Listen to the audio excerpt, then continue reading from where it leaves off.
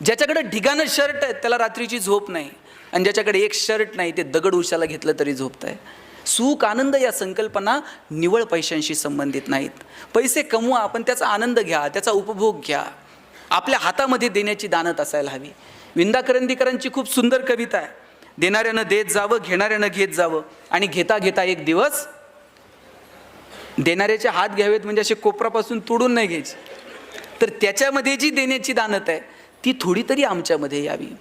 हिरव्या पिवळ्या डोंगरांकडून हिरवी पिवळी शाल घ्यावी, सह्याद्रीच्या कड्याकडून छातीसाठी ढाल घ्यावी, वेड्यापिशा ढगांकडून वेडेपिसे आकार घ्यावेत, मातीमधल्या प्रश्नासाठी पृथ्वीकडून हुंकार घ्यावेत, उसळलेल्या दर्याकडून पिसळलेली आयाळ घ्यावी, आणि शांत वाहणाऱ्या भीमेकडून तुकोबाची माळ घ्यावी.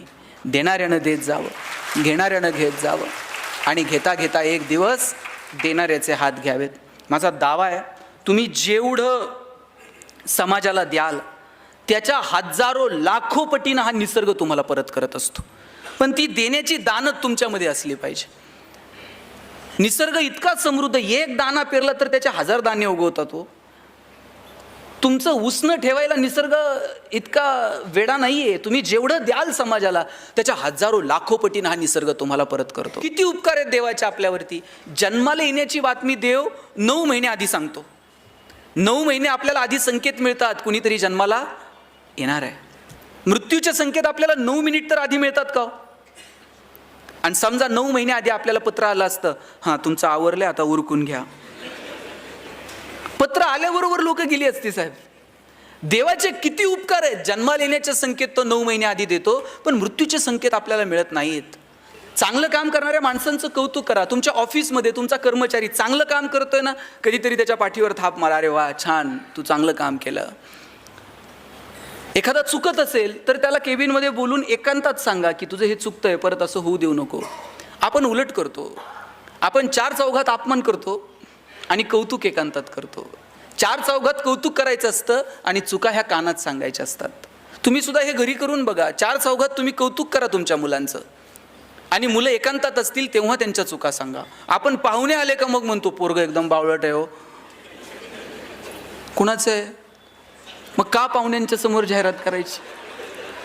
बरं, आपण जर म्हटलं ना तुम्ही पोरगं कितीही बावळट असू द्या, आणि पाहुणे आल्यानंतर तुम्ही फक्त पाहुण्यांना म्हणायचं आमचा दादा इतका हुशार आहे ना, दादा लगेच पुस्तक घेऊन बसतंय पाहुण्याच्या पुढं. आणि तुम्ही जर म्हणले ना दादा एकदम बावळट आहे, दादा बाहेर जाते, पाहुण्याच्या बुटात पाणी होतं, लेसला लेस बांधन, ते मूर्खपणा करायची एकही संधी सोडत नाही. तुम्ही 4 चौघात कौतुक करून बघा, आणि एकांतामध्ये ज्या चुका झाल्यात ना त्या चुका सांगून बघा. आयुष्य खूप सुंदर आहे. छोट्या छोट्या गोष्टींची मजा घेत आपल्याला पुढे जावं लागेल. मगाशी कुणीतरी सांगितलं आत्महत्या. का आपण आत्महत्या करतो? अहो, माणसाचा जन्म मिळणं याच्यापेक्षा आणखी काय सुंदर असू शकतो मला सांगा? फार फार तर काय होईल, कुणीतरी गरिबीत जन्माला येईल, कुणीतरी श्रीमंत कुटुंबात जन्माला. अरे गरिबीत जन्माला आलो ठीक आहे, कुठं जन्माला यायचं आमच्या हातात नाही, पण आम्ही गरिबीत मरणार नाही हे मात्र स्वतःला दणकून सांगायचं. हां चला आम्ही कष्ट करू, काबाड कष्ट करू, मोठी होऊ, शिकू. किती किती संधी भगवंतानं तुम्हाला मला दिल्यात. मगाशी कुणीतरी एका व्यापाऱ्याचं उदाहरण सांगितलं की व्यापारात अपयश आलं, सरांनीच सांगितलं. अशा छोट्या छोट्या कारणांसाठी गडबडीत होऊ नये. छोट्या छोट्या गोष्टींसाठी आपण आत्महत्या वगैरे हे तर फार मोठे शब्द झाले हो. अनेक क्षेत्रातल्या लोकांनी आत्महत्या केल्या, इंडस्ट्रीतल्या लोकांनी आत्महत्या केल्या, व्यावसायिकांनी आत्महत्या केल्या, अनेक सामाजिक कार्यकर्त्यांनी आत्महत्या केल्या. मला प्रश्न पडतो की ज्याला जगणं कळालंय ना तो माणूस आत्महत्यांकडे का वळतो? आपल्याला बोलता येतं, चालता येतं, भगवंतानं विचार करण्याची क्षमता आपल्याला दिली, मुळात माणूस म्हणून जन्माला घातलं. आणि लक्षात घ्या किती उपकार आहेत देवाचे आपल्यावरती. जन्माला येण्याची बातमी देव 9 महिने आधी सांगतो. 9 महिने आपल्याला आधी संकेत मिळतात, कुणीतरी जन्माला येणार आहे. मृत्यूचे संकेत आपल्याला 9 मिनिट तर आधी मिळतात का? आणि समजा 9 महिने आधी आपल्याला पत्र आलं असतं, हां तुमचं आवरलंय आता उरकून घ्या. पत्र आल्याबरोबर लोक गेली असती. साहेब, देवाचे किती उपकार आहेत. जन्माला येण्याचे संकेत तो 9 महिने आधी देतो, पण मृत्यूचे संकेत आपल्याला मिळत नाहीत. आपण सगळेजण जाणार आहोत, पण आपल्याला माहित आहे का आपण कधी जाणार आहोत? नाही. आणि म्हणून तर आपण आनंदात राहू शकतो. एका स्मशानभूमीवरती सुंदर वाक्य लिहिलेलं होतं, मेरी मंजिल बस यही तक थी, मैंने आते आते जिंदगी गुजारली. आपल्याला सगळ्यांना तिथे जाऊन पोहोचायचं आहे. तिथं जाईपर्यंत आनंदानं जगू.